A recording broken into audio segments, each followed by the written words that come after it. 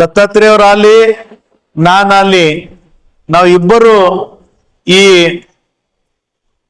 ಈ ಶಾಲೆಯ ಅಲ್ಮುನಿ ಅಂದ್ರೆ ಓಲ್ಡ್ ಸ್ಟೂಡೆಂಟ್, ನಾವು ಇಬ್ಬರು ಇಲ್ಲೇ ಕಲ್ತವ್ರು. ಅದಕ್ಕೆ ಇಲ್ಲೇ ಕಲ್ತಿ ಇವತ್ತ ಅವ್ರಿಗೆ ಸನ್ಮಾನ ಯಾಕೆ ಮಾಡಿದೀವಿ ಅಂದ್ರ, ನಿಮ್ ತರ ಅಲ್ಲಿ ಕುಂತಿರೋರು ಮೊದಲು ಓದ್ತಾ ಇದ್ರು, ಇವಾಗ ಒಂದು ವೆಟರ್ನರಿ ಡಾಕ್ಟರ್ ಆಗಿ KPSC ಎಕ್ಸಾಮ್ ಪಾಸ್ ಆಗಿ ಅವ್ರು ಇವತ್ತೊಂದು ತಹಸೀಲ್ದಾರ್ ಆಗ್ಯಾರ. ಮುಂದೆ ಬರಂತ ದಿನಗಳಲ್ಲಿ DC ಆಗ್ತಾರ ಅವ್ರು. ಅದಕ್ಕಾಗಿ ತಾವು ಎಲ್ಲರಿಗೆ ಇಲ್ಲೇ ಕಲ್ತವ್ರು ಚೆನ್ನಾಗಿ ಹೋದ್ರ ಸಾಧನೆ ಮಾಡಿದ್ರ ನೀವು ಈ ತರ ಇಲ್ಲಿ ಬಂದು ಕುಂಡಿರ್ಬೋದು. ಒಂದು KPSC ಎಕ್ಸಾಮ್ ದ ಪಾಸ್ ಅಂದ್ರೆ ತಮಗೂ ಈ ತರ ಸನ್ಮಾನ ಆಗುತ್ತೆ ಅಂತ ಹೇಳಿ ಇವತ್ತವರೆಗಿನ ಸನ್ಮಾನ ಮಾಡಿದ್ರು. Young and dynamic president Shri Vivekananda education society Shri Ramesh M Dadaji ಅವರೇ ಸ್ವಾಮಿ ವಿವೇಕಾನಂದ ಅಂತ ಹೇಳಿ ಈ ಸಂಸ್ಥೆ ಹೆಸರು ಇಟ್ಟಿದಾರ. ಸ್ವಾಮಿ ವಿವೇಕಾನಂದ ಅವರು ಇವತ್ತ 162ನೇ ಬರ್ತ್ಡೇ ಇದೆ. ಅವ್ರು ಉಳಿದಿದೆ 30 ವರ್ಷ.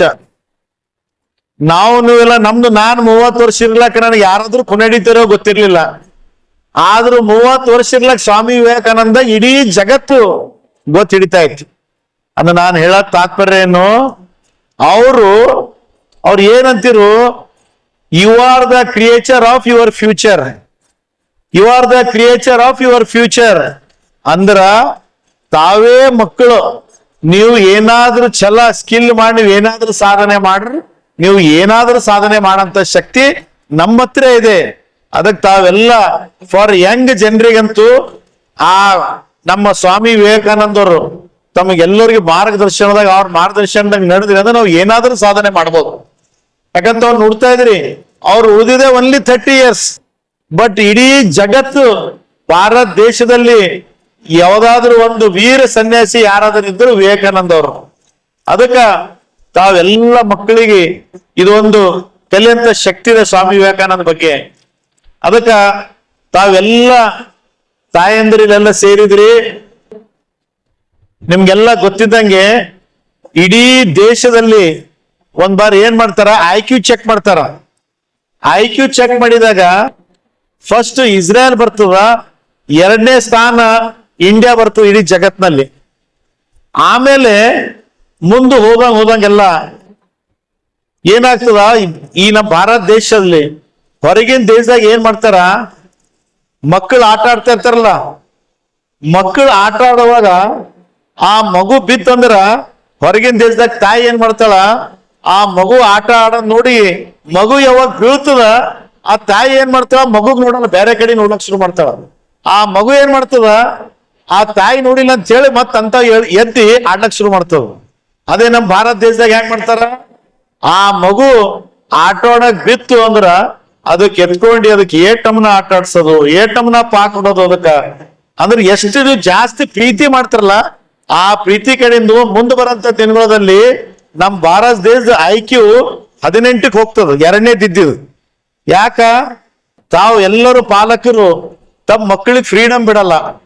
ತಾವೆಲ್ಲ ಮಕ್ಕಳಿಗೆ ಅವ್ರದವ್ರು let them take their own decision. ಮುಂದ್ ಬರಂತ ದಿನಗಳಲ್ಲಿ ಆ ಮಕ್ಕಳು ಚೆನ್ನಾಗಿ ಓದಿ ಅವ್ರು ಏನಾದ್ರು let them become doctor, engineer, KPSC, IAS ಏನೇ ಮಾಡ್ಲಿ ಅವ್ರದವ್ರ ಹಿತಶಕ್ತಿ ತಾವ್ ಬಿಡ್ಬೇಕು. ಬಟ್ ನಮ್ಮಲ್ಲಿ ಹಾಗೆ ಮಾಡಲ್ಲ. ಎಲ್ಲಾ ತಾಯಂದರು ತಂದಿದಾರ ಏನ್ ಕಾಯಿಸ್, ಏನಾದ್ರೂ ಮಾಡ್ಬೇಕು, ನನ್ನ ಮಗ ಡಾಕ್ಟ್ರೇ ಆಗ್ಬೇಕು, ಏನಾದ್ರೂ ಮಾಡ್ಬೇಕು, ನನ್ನ ಮಗ ಇಂಜಿನಿಯರ್ ಆಗ್ಬೇಕು. ಬರೇ ಇದ್ರ ಮೇಲೆ ತಾವೇನ್ ಫೋರ್ಸ್ ಮಾಡ್ತೀರಿ, ಆ ಫೋರ್ಸ್ ಮಾಡೋ ಕಾರಣದಿಂದ ನಮ್ಮ IQ 18ಕ್ಕೆ ಹೋಗ್ಬಿಡ್ತದೆ, ಯಾವಾಗ 18 ವರ್ಷನಾಗ. ಅದಕ್ಕ ತಮ್ಗೆಲ್ಲ ವಿನಂತಿ ಮಾಡ್ತೀನಿ ತಾಯಂದರಿಗೆ, ಪಾಲಕರಿಗೆ, you don't force your children. ನೀವು ಫೋರ್ಸ್ ಮಾಡಕ್ ಹೋಗ್ಬೇಡ್ರಿ, ಲೆಟ್ ದಮ್ ಗ್ರೋ. ಅವ್ರ ಮಕ್ಕಳು ಚೆನ್ನಾಗಿ ಓದೋರಿಗೆ ಮುಂದ್ ಬರೋಂಥ ದಿನದಲ್ಲಿ ಅವ್ರಿಗೆ ಏನ್ ಸಾಧನೆ ಮಾಡ್ತಾರ ಅವ್ರದವ್ರು ಸ್ಟ್ಯಾಂಡ್ ಆಗಲಿ ಅಂತ ನಮ್ಗೆ ವಿನಂತಿ. ಈಗಾಗಲೇ ತಾವು ನೋಡ್ತಾ ಇದ್ರಿ, ಈಗಿನ ದಿನಮಾನ ಕಾಲದಲ್ಲಿ, ನಮ್ಮ ಕಾಲದಲ್ಲಿ ನಾನು ಇಲ್ಲೇ ಓದಿದ್ದೀನಿ, ಇದೇ ವಿವೇಕಾನಂದ ಎಜುಕೇಶನ್ ಸೊಸೈಟಿಯಲ್ಲಿ. ನಾನು ನನ್ನ 10ನೇ only I was here for 10th standard. 10ನೇ ಪಾಸ್ ಆಗಿ ನಾನು ಅವಾಗ ಈ ಸ್ಕೂಲಲ್ಲೇ 10ನೇ ಪಾಸ್ ಆಗಿ first year second year Bengaluru ಮಾಡಿ ನಾನು ಡಾಕ್ಟರ್ ಆದ. ಬಟ್ ಆ ಸಮಯದಲ್ಲಿ ನಾವು 60% ತೋಡಿದ್ರ ನನಗೆ ಮೆಡಿಕಲ್ ಸೀಟ್ ಸಿಕ್ತು. ಬಟ್ ಈ ಕಾಲದಲ್ಲಿ if you score more then 90 ಅಂದ್ರ 600 ಮ್ಯಾಲ ಸ್ಕೋರ್ ಮಾಡಿದ್ರೆ ಮಾತ್ರ ತಾವು ಮೆಡಿಕಲ್ ಸೀಟ್ ಸಾಧನೆ ಮಾಡಬಹುದು. ಅದಕ್ಕೆ ತಾವು ದಯವಿಟ್ಟು ಈಗಿನ ಕಾಲಮಾನದಲ್ಲಿ ಟೆಕ್ನಾಲಜಿ ಬಹಳ ಮುಂದಿದೆ, ಅದಕ್ಕೆ ತಾವು ಎಲ್ಲಾ ಮಕ್ಕಳು ಶ್ರಮ ಪಡಬೇಕು. ಯು ಶುಡ್ ಹ್ಯಾವ್, ಯಾಕಂದ್ರೆ ನೀವು ಈಗ ನೋಡ್ರಿ, ಈಗ ಬರಂತ ದಿನದಲ್ಲಿ 10th ಎಕ್ಸಾಮ್ ಇದೆ, ಸೆಕೆಂಡ್ ಇಯರ್ ಎಕ್ಸಾಮ್ ಇದೆ. ತಾವು ಎಲ್ಲರೂ ಏನ್ ಮಾಡ್ಬೇಕು, ಯು ಶುಡ್ ಡಿಸೈಡ್ ಇಟ್, ಒಂದ್ ಟೈಮ್ ಟೇಬಲ್ ಹಾಕೋಬೇಕು. ಈ ದಿನದಲ್ಲಿ ಮತ್ತೊಂದೇನಿದೆ, ಅಪ್ ಟು ಡಿಸೆಂಬರ್ ವರೆಗೆ ಎಲ್ಲಾ ಸ್ಕೂಲಲ್ಲಿ ಏನ್ ಮಾಡ್ತಾರ, ಎಲ್ಲಾ ಟೀಚರ್ ಪೋರ್ಷನ್ ಕಂಪ್ಲೀಟ್ ಮಾಡ್ಬೇಕು. ಮುಂದೆ ಉಳಿದಂತ ಫಸ್ಟ್ ಇಯರ್ ಸೆಕೆಂಡ್ ಜನವರಿ ಫೆಬ್ರವರಿ ಮಾರ್ಚ್ 3 ತಿಂಗಳು ರಿವಿಷನ್ ಮಾಡಿದಾಗ ಮಾತ್ರ ಮಕ್ಕಳು ಚೆನ್ನಾಗಿ ಓದ್ರ, ಒಂದು ಟೀಚರ್ಸು ಅದ್ರ ಮೇಲೆ ಧ್ಯಾನ ಕೊಡ್ಬೇಕು, ಮಕ್ಕಳು ಚೆನ್ನಾಗಿ ಓದ್ಬೇಕು. ಮನೆಯಲ್ಲಿ ಪೋಷಕರು ಏನ್ ಮಾಡ್ತಾ ಇದಾರೆ ಮಕ್ಕಳ ಬಗ್ಗೆ, whether they are reading properly ಅಂತ ಹೇಳಿ ಅವರು ಧ್ಯಾನ ಕೊಟ್ಟಿದಾಗ ಮಾತ್ರ ಇದು ಟ್ರ್ಯಾಂಗಲ್ ಆಗಿದೆ, ಅವಾಗ ಮಾತ್ರ ಮಕ್ಕಳು ಚೆನ್ನಾಗಿ ವಿದ್ಯಾಭ್ಯಾಸ ಮಾಡಬಹುದು ಅಂತ ಹೇಳಿ ನಾನು ಹೇಳ್ತೇನೆ. ತಾವೆಲ್ಲ ಮಕ್ಕಳಿಗೆ you always you should respect your parents. ಯಾಕಂದ್ರ ತಾಯಿಯೇ ಮೊದಲೇ ಗುರು. ನೀವು ಏನಾದ್ರೂ ಇದು ಮಾಡ್ಬೋದು, ಏನಾದ್ರೂ ಹೊರಗೆ ಕಂದ್ಕೊಂಡ್ ತರ್ಬೋದು, ಬಟ್ ತಾಯಿ ತಂದಿ ಪ್ರೀತಿ ನೀವು ತರಕ್ಕಾಗಲ್ಲ. ಅದಕ್ಕೆ ದಯವಿಟ್ಟು ಮಕ್ಕಳೇ, ತಾವು ಯಾವಾಗೂ you should always give respect for your parents, your teachers, your elders. ಅದಕ್ಕಾಗಿ ಮತ್ತೆ ಮುಂದೆ ಬರಂತ ಈ ಎಕ್ಸಾಮ್ 10th ಅಲ್ಲಿ PUC ಎಕ್ಸಾಮ್ಸ್ ಅಲ್ಲಿ ತಾವೆಲ್ಲ ಮಕ್ಕಳು ಚೆನ್ನಾಗಿ ಓದಿ. ಯಾಕಂದ್ರೆ ಇಲ್ಲದೆ ಕಾಳಂಗೇಶ್ವರ ಸ್ಕೂಲಲ್ಲಿ ಇವತ್ತು 2800 ಮಕ್ಕಳಿದ್ದಾರೆ ಫ್ರಮ್ KG to PG. ಸುಮಾರು ಇನ್ನು 2 ವರ್ಷನಲ್ಲಿ 50 ವರ್ಷನಲ್ಲಿ ಇದು ಗೋಲ್ಡನ್ ಜುಬ್ಲಿ ಕಾಲ್ ಇರ್ತದ. ಅದಕ್ಕ ಇಲ್ಲಿ ಎಲ್ಲ all staff, non teaching staff ಎಲ್ಲರೂ ಶ್ರಮ ಪಟ್ಟು ಈ ಸ್ಥಾನಕ್ಕೆ ತಂದು ನಿಲ್ಸಿರಿ. I am always congratulate who are working here, all the staff, principal and non teaching staff. ಯಾಕಂದ್ರೆ ಈ ಸ್ಥಾನಕ್ಕ ಸಿನ್ಸ್ ಫ್ರಮ್ ಯಾವಾಗ ಹಿಡಿದು ನೋಡ್ತಾ ಇದ್ದೀನಿ, ಇದು ಗ್ರಾಫ್ ಏರ್ತಾನೆ ಇದೆ. 3000 ಸ್ಟೂಡೆಂಟ್ ಇದಾರೆ ಈ ಕಾಳಲಿಂಗೇಶ್ವರ ಸ್ಕೂಲಲ್ಲಿ. ಅದಕ್ಕ ಇಲ್ಲಿ ಕಲ್ತೋರು ದೇಶ ವಿದೇಶದಲ್ಲೂ ಕೆಲಸ ಮಾಡ್ತಾ ಇದ್ದಾರೆ. ಅದಕ್ಕಾಗಿ ಮುಂದೆ ಬರಂತ ದಿನಗಳದಾಗ ಎಲ್ಲ ಈ ಅಧ್ಯಕ್ಷರು, ಈ ಟ್ರಸ್ಟೀಸು ಎಲ್ಲರೂ ಕೂಡಿ ಈ ಚೆನ್ನಾಗಿ ನೋಡ್ಕೊಂಡು ಹೋಗ್ತಾ ಇದಾರೆ ಅಂತ ಹೇಳಿ ಹೆಮ್ಮರವಾಗಿ ಬೆಳೀತಾ ಇದೆ. ಇನ್ನೂ ಹೆಮ್ಮರವಾಗಿ ಬೆಳೀಲಿ, ಇಡೀ ಕರ್ನಾಟಕದಾಗ ಹೆಸರಾಗಲಿ. ಮತ್ ಎಲ್ಲಾ ಮಕ್ಕಳು ತಾವೆಲ್ಲರೂ ಚೆನ್ನಾಗಿ ಓದಿ ತಮ್ಮ ತಾಯಿ ತಂದೆ ಹೆಸರು ಮದುವೆ ಮಾಡ್ಬೇಕು, ಮುಂದ್ ತರಬೇಕು. ಶಾಲೆ ಎಲ್ಲ ಸ್ಟೂಡೆಂಟ್ಸ್ ಮತ್ತೆ ಪೇರೆಂಟ್ಸ್ ತಮ್ಮ ತಮ್ಮ ಜವಾಬ್ದಾರಿ ಅರಿತು ಯಾವ ತರ ಅವರ ಗುರಿಯನ್ನು ಅವರ ಏಮ್ ಸಾಧಿಸ್ಬೇಕನ್ನೋದು ಹೇಳಿದ್ರು. ಆಮೇಲೆ ತುಂಬಾ ಖುಷಿ ಆಯ್ತು, ಸಾಹೇಬರು ಇದೇ ಸಂಸ್ಥೆಯ ಅಲುಮಿನಿ ಹಳೆ ವಿದ್ಯಾರ್ಥಿ ಆಗಿದ್ರು ಅಂತ. ಸೊ ಈ